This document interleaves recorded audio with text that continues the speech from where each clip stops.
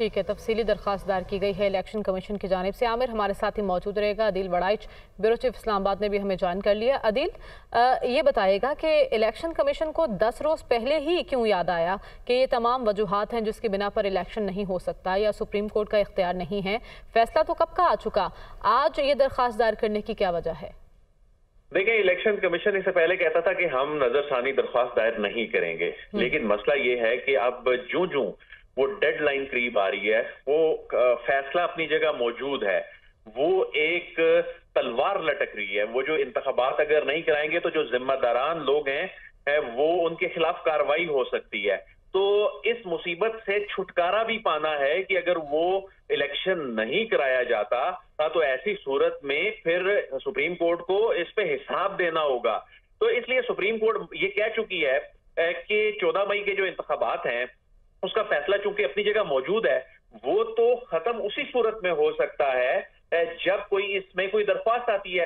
वो दरख्वास्त ना हुकूमत ने दायर की थी, ना फाइनेंस मिनिस्ट्री ने दायर की थी, ना वो दरख्वास्त इलेक्शन कमीशन दायर कर रहा था। तो इस मामले को अब फाइनलिटी मिल रही थी। अब उसमें वो वक्त खत्म होने में अब कुछ वक्त रह गया था। उसके बाद फिर नजरसानी दरख्वास्त दायर करने की वो जो एक कानूनी तौर पर वो जो एक डेडलाइन होती है वो गुजर रही थी। अब इलेक्शन कमीशन का ने एक रिपोर्ट भी जमा करवाई थी जिसमें बताया गया कि इलेक्शन के हवाले से फंड्स अभी तक जमा नहीं करवाए गए, सिक्योरिटी का मसला भी है।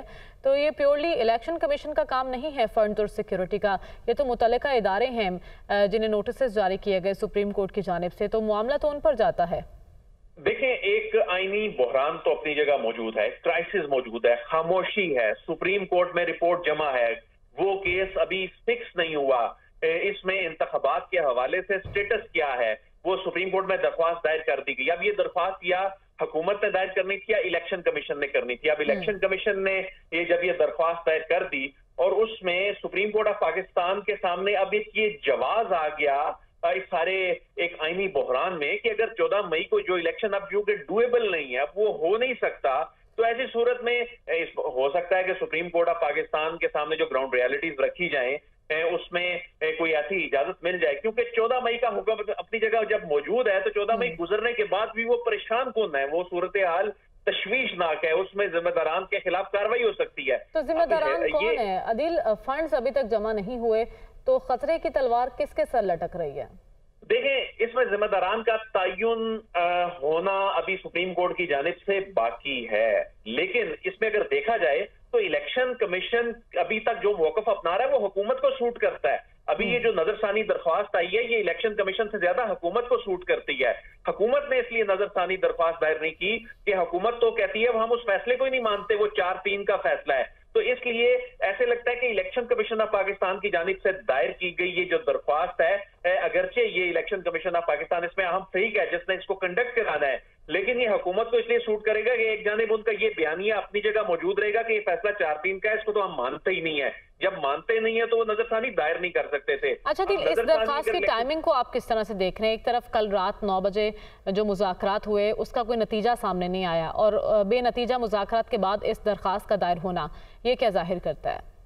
देखें, उसमें अब चूंकि पीटीआई की जानिब से ये रिपोर्ट सुप्रीम कोर्ट में आ जानी है, वो फैसला भी अपनी जगह मौजूद है जिसमें कहा गया था अब वो मुज़ाकरात करें, वो फैसला भी आना है, वो फैसला अभी तक आया नहीं है। तो उसमें क्या चीज सामने आएगी, ये भी एक सूरत हाल बड़ी इस वक्त इंतजार किया जा रहा है। अब वो अगर पीटीआई कह देती है जी हमने कोशिश की है, इसमें कंसेंसस नहीं हुआ, दूसरी जानिब 14 मई का हुक्म इंतखाबात कराने का अपनी जगह मौजूद है, तो ऐसे में इलेक्शन कमीशन की जानिब से ये जो दरख्वास्त दायर की गई है इसमें जो असल फायदा है वो हुकूमत को होगा, जिसका नैरेटिव भी अपनी जगह उसको अपने नैरेटिव में बात करने में मदद मिलेगी, और दूसरी जानिब एक ये रिलीफ मिल जाएगा, नजरसानी दायर हुई है और उसमें दोबारा ज़ाहिर फ्रीकैन तो नोटिस होंगे, हुकूमत जाके अपना मौकफ भी बयान कर सकेगी, और उसमें एक चीज ये आ जाएगी कि चूंकि नजरसानी दरख्वास्त दायर हो गई तो उसमें एक मार्जिन मिल जाएगा कि ये मामला चूंकि अभी चल रहा है और इसमें मजीद कानूनी मैदान में खेलने का मौका मिलेगा। बहुत शुक्रिया अदील बड़ाइच और आमिर सईद अब्बासी हमें अपडेट कर रहे थे।